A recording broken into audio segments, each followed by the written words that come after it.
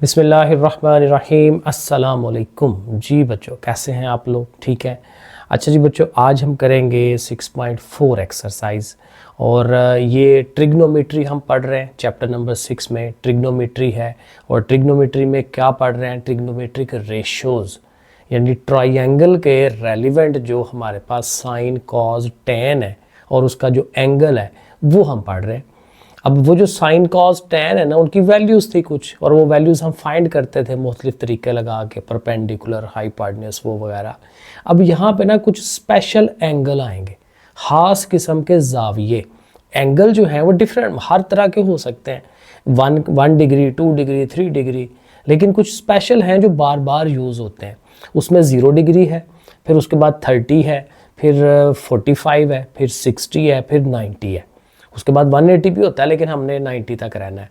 तो ये जो 4-5 एंगल्स हैं ना, ये ख़ास किस्म के हैं। तो इसका हमने एक स्पेशल टेबल बनाया होता है, उस टेबल को हम याद कर लेते हैं। वैसे तो कैलकुलेटर में भी हमें ये वैल्यूज़ मिल जाती हैं, लेकिन कैलकुलेटर में अक्सर वो पॉइंट में चली जाती हैं वैल्यूज़। तो यहाँ हमारे पास ओवर में, स्क्वायर रूट में वो वैल्यूज़ लेके हमने हल करना होता है, तो इसलिए वो एक टेबल जो है ना वो हम याद कर लेते हैं। तो बहरहाल वो हम करेंगे। तो चले इसको शुरू करते हैं। देखें, trigonometric ratios of special angle, और ये देखें मैंने लिखे भी हैं स्पेशल एंगल 0, 30, 60, वो मैंने आपको बता दिया पहले। अब देखें, एक आध ना वो आपको करके बताएगा कि ये जो हमने टेबल बनाया था ना एंगल्स का, कि जी इस एंगल पे साइन की वैल्यू ये है, कॉस की वैल्यू ये है, जो भी हम देखेंगे। तो वो टेबल बनता कैसे है, साइन 30 डिग्री कैसे आती है 1/2 वैल्यू, ठीक है। वो हमने थोड़ा सा ज़रा एक आइडिया लेना आपने, क्योंकि बुक में भी उसने करवाया हुआ है, तो आप थोड़ा सा आइडिया ले लें थ्योरी का। तो ये देखें, वो कहता है कि आप एक ऐसी ना रेक्टेंगल बनाएं या कि स्क्वायर बना लें। स्क्वायर बनाएं, आपको पता है स्क्वायर की चारों साइडें आपस में बराबर होती हैं, तो आप ऐसे बना सकते हैं। तो उनकी लेंथ जो है आपने 1 रखनी है, 1 सेंटीमीटर 1 सेंटीमीटर, या 1 मीटर 1 मीटर भी कह सकते हैं। तो यूनिट लेंथ होनी चाहिए उनकी। और आपने क्या करना है, एक डायगोनल बना लेना है। डायगोनल होता है जो एक कोने से दूसरे कोने तक एक लाइन जाती है। अब ये जो डायगोनल है, इसकी वजह से क्या बन जाएगी, एक ट्राइंगल बन जाएगी। ये देखें, एक मुसल्लस बन रही है, ट्राइंगल। और ट्राइंगल भी ऐसी जो राइट एंगल ट्राइंगल है, 90 का एंगल बन रहा है, ठीक है ना। 90 का जाविया बने तो ये कायमतुज़ जाविया मुसल्लस इसको उर्दू में कहते हैं। तो बहरहाल ये एक बन जाएगी, और यही इसी के रेलिवेंट हमारा साइन कॉस टेन है, तो वो हम बनाएंगे। और जब यहाँ 90 है तो इधर 45 और इधर 45 होना है। 45 क्यों होना है, क्योंकि ये देखें लेंथ भी एक जैसी हैं। जब एक जैसी होती हैं तो ये सामने वाले एंगल्स भी एक जैसे होते हैं, और चूंकि दोनों ने मिल के 90 होना है तो वो दोनों फिर 45 होते हैं। तो ये भी बहरहाल। अब यहाँ से हम साइन कॉस ज़रा बनाने की कोशिश करते हैं। देखिए, पहली बात तो ये है कि हम ये जो परपेंडिकुलर है, क्योंकि इस साइड पे परपेंडिकुलर होता है ना, अगर इस एंगल को हम लें 45 को, तो उसके सामने ये परपेंडिकुलर, ये बेस। पीछे भी मैं ऐसे ही समझाता आ रहा हूँ, अगर आप मेरी वीडियोस देखते आ रहे हैं तो मैंने यही बताया कि परपेंडिकुलर, बेस और ये जो हाइपोटेन्यूज है, इसके थ्रू आप समझेंगे सवालों को तो ज़्यादा बेहतर रहेगा। बुक में उसने ABC के लिहाज से किया हुआ है, वो हाली रट्टा ही है, फिर समझ नहीं आएगी कंसेप्ट की। तो 90 के सामने आपको पता है हाइपोटेन्यूज होता है, तो ये हाइपोटेन्यूज अननोन है, इसका हमें पता चलाना है। वितर इसका पता चलाना है, तो उसके लिए पिथागोरस थ्योरम पीछे पढ़ा था, मसला फिसागोरस, कि जी हाइपोटेन्यूज का स्क्वायर एक तरफ और परपेंडिकुलर और बेस का स्क्वायर एक तरफ। तो वो देखें, ये हम फार्मूला ऐसे लगा लेते हैं, हाइपोटेन्यूज, परपेंडिकुलर, बेस। अब परपेंडिकुलर और बेस ये दोनों वैल्यूज़ हैं हमारे पास, वो 1 हम यहाँ से उठा के लगा लेंगे। 1 का स्क्वायर 1 होता है, 1 का स्क्वायर 1 होता है, दोनों मिलकर 2 हो जाएंगे। और चूँकि इधर h के ऊपर स्क्वायर है, तो उसको ख़त्म करने के लिए स्क्वायर रूट, तो हाइपोटेन्यूज की वैल्यू हमें मिल जाती है 2 स्क्वायर रूट।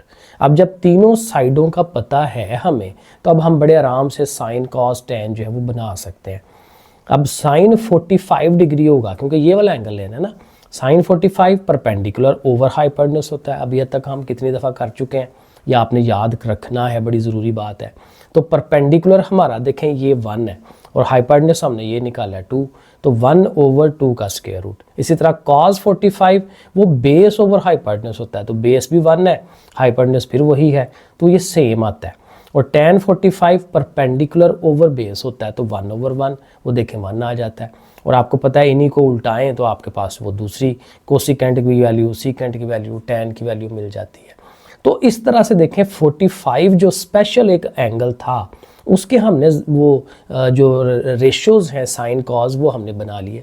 अब इसी तरह से और भी बनाए जा सकते हैं, लेकिन हम अब और करेंगे नहीं, क्योंकि ज़ाहिर है ये इस तरह से पेपर में कोई चीज़ नहीं आनी, ठीक है। और ये हाँ एक अहम बात कि ये जो 30 डिग्री है ये π/6 होता है रेडियंस में जब लिखते हैं।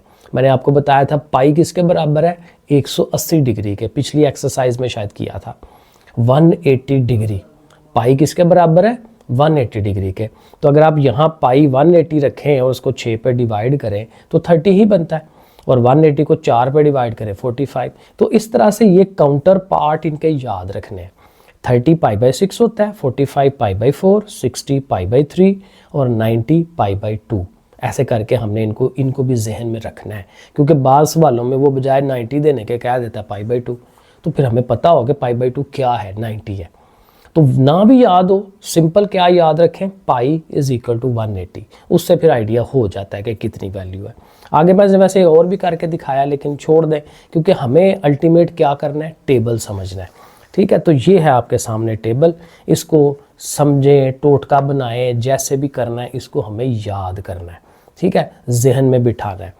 अब ये देखें टेबल क्या है, यहाँ थीटा लिखा है, उसके सामने उसके एंगल्स लिखे हैं, और एंगल्स का देखें पाइज भी साथ लिख दी हैं ताकि हमें पाइज का भी पता हो। तो इधर साइन कॉज टैन लिख लेना है, क्योंकि यही 3 पता होंगे तो बाकी सारे भी बन जाते हैं, वो इशू कोई नहीं है। तो साइन 0 डिग्री जो होता है वो 0 आंसर आता है, ये याद रखना है। 0 एंगल पे साइन कितना होता है, 0 होता है। और इसी तरह 30 डिग्री पे साइन, पहले साइन के देखें सारे, बाकियों को ना देखें, ऐसे याद रखने में आसानी होती है। तो साइन 30 डिग्री जो है वो 1/2 है। साइन 45 डिग्री 1/2 स्क्वायर रूट है। यहाँ 45 पे 2 स्क्वायर रूट आ जाता है, और 60 पे आता है 3 का स्क्वायर रूट ओवर 2, और फिर जब 90 पे जाते हैं तो 1 हो जाता है।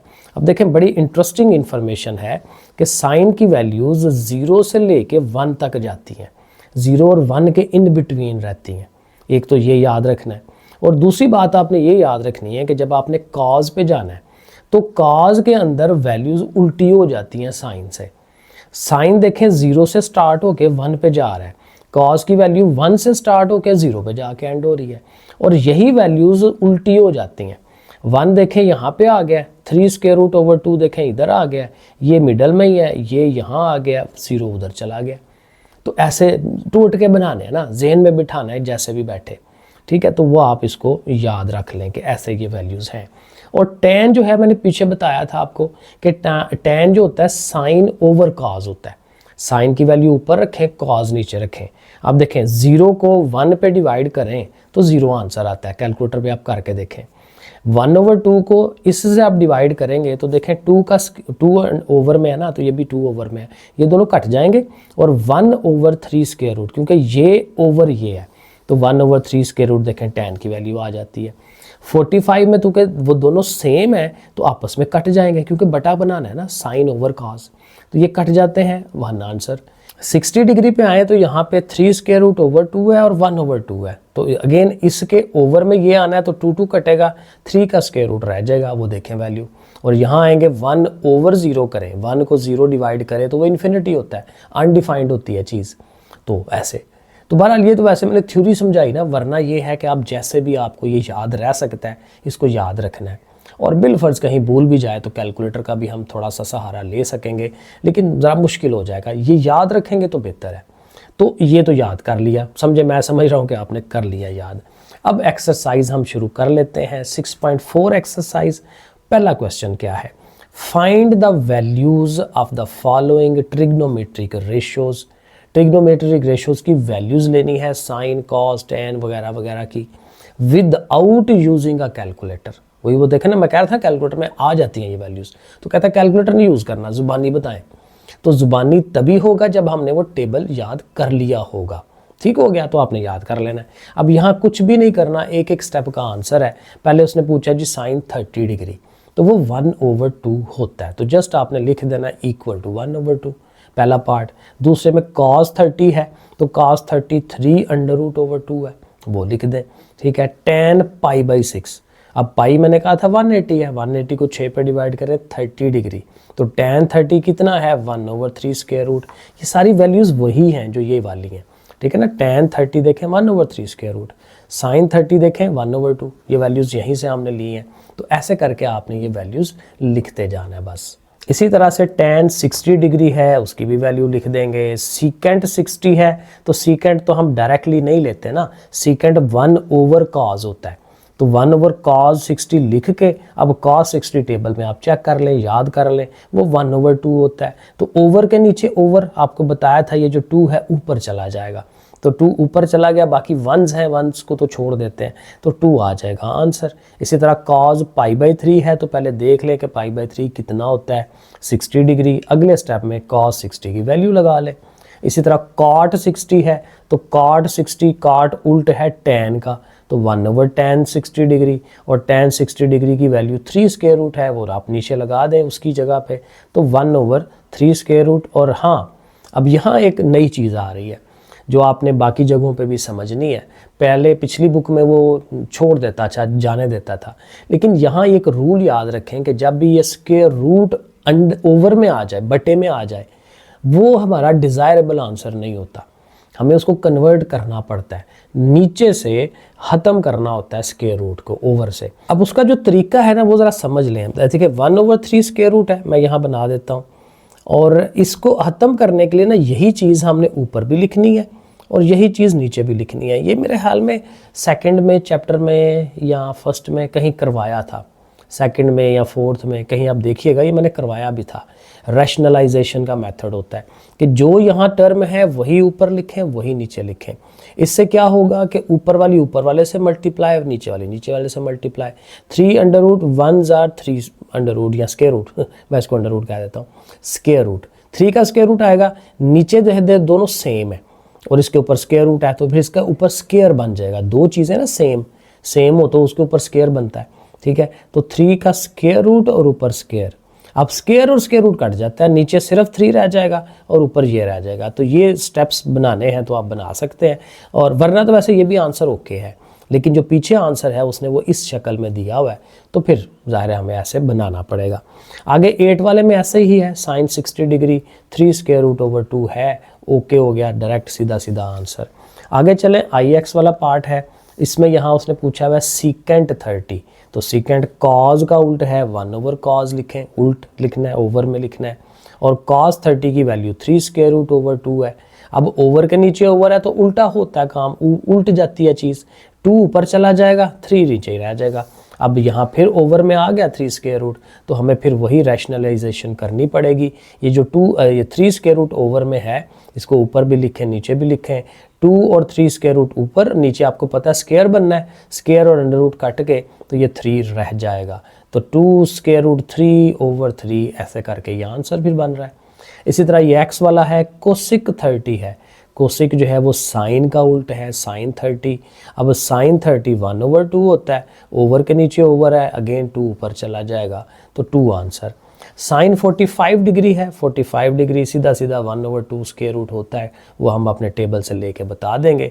और यहाँ पे भी वही चक्कर है कि ओवर में आ गया, तो इसकी भी उसी तरह जब आप करेंगे रैशनलाइजेशन तो ये वाला आंसर हम लिख लेंगे। और लास्ट पे हमारे पास है cos π/4, तो π/4 45 होता है, 180 को 4 पे डिवाइड करके देख लें, तो 45 cos 45 1/2 स्क्वायर रूट है, तो ये भी दोबारा से जैसे ये बना था तो ये भी वही चीज़ बन जाएगी। आप इस तरह से आंसर दे सकते हैं। अब क्वेश्चन नंबर 2 थोड़ा सा मज़ेदार है, इजी काम है। इवैल्यूएट, हल करें, जैसे मसावातों को, चीज़ों को हल करना होता था, एक सिंगल आंसर निकालना था।